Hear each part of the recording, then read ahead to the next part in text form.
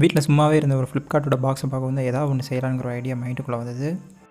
So உங்கள்கிட்டயும் ஏதாவது box யூஸ்லெஸ்ஸாக இருந்ததுன்னா ஸ்க்ரீனில் காட்டுற கம்பவுண்ட்ஸ் எல்லாத்தையும் சேர்த்து நம்மளால் ஒரு ஹை பவர் எல்இடி டார்ச் செய்ய முடியும்.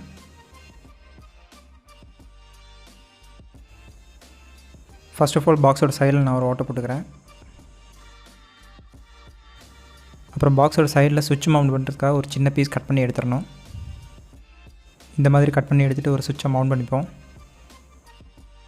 இனி 3 3.7 வோல்ட் பேட்டரி எடுத்திருக்கேன். இதை 3ஐயும் டேப் பண்ணிடுவோம். இந்த மாதிரி பாசிட்டிவ் சைடெலாம் ஒரு எண்டில் வரணும், நெகட்டிவ் சைடெலாம் ஒரு எண்டில் வரணும். இனி பாசிட்டிவ் சைடில் ஒரு வயர் ஸ்ட்ரிப்பை டேப் பண்ணணும், நெகட்டிவ் சைடில் ஒரு வயர் ஸ்ட்ரிப் டேப் பண்ணணும்.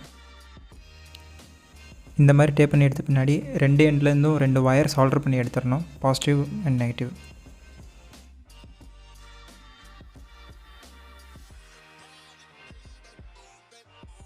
ரெண்டு வயர் சால்டர் பண்ணியாச்சு. இனி இந்த 2 வயரையும் பேட்டரி சார்ஜிங் மாடியூலோட பாசிட்டிவ் அண்ட் நெகட்டிவ் இன்புட்டில் சால்டர் பண்ணணும்.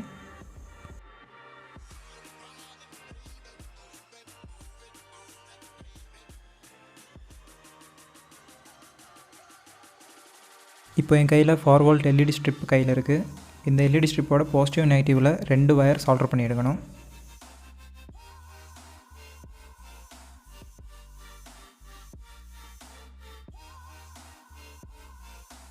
பாசிட்டிவ் நெகட்டிவில் 2 வயர் சால்டர் பண்ணியிருக்கேன். இதே மாதிரி 2வது ஸ்ட்ரிப்லையும் சால்டர் பண்ணி எடுக்கணும்.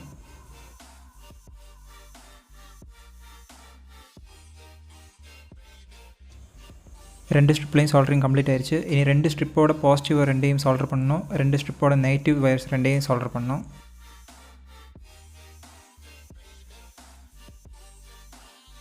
சால்டரிங் கம்ப்ளீட் பண்ணதுக்கப்புறம் ஏற்கனவே பாக்ஸில் ஒரு ஹோல் போட்டு வச்சுருக்கோம். அந்த ஹோல் வழியாக வயர்ஸை உள்ளே எடுத்துக்கணும்.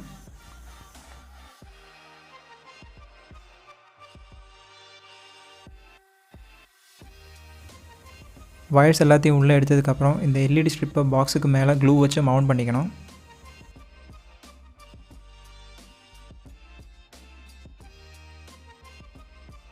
நான் சூப்பர் க்ளூ யூஸ் பண்ணி இந்த எல்இடி ஸ்ட்ரிப்பை பாக்ஸுக்கு மேலே மவுண்ட் பண்ணுறேன்.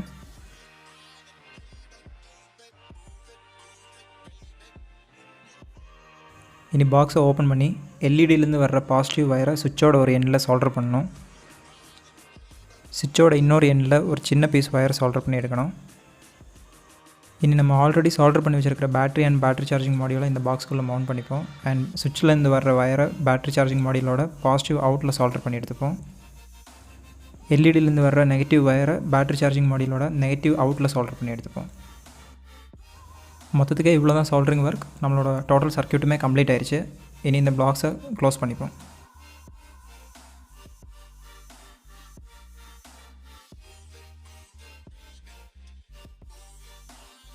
இப்போ சுவிட்ச் ஆன் பண்ணி பார்த்தோன்னா லைட் சூப்பராகவே ஒர்க் ஆகும்.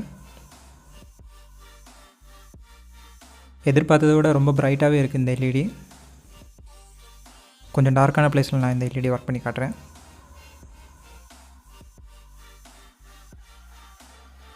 சார்ஜ் லோவாச்சுன்னா நம்மளால் ஒரு மொபைல் சார்ஜரை யூஸ் பண்ணி இந்த எல்இடி டார்ச்சை சார்ஜ் பண்ணிக்க முடியும்.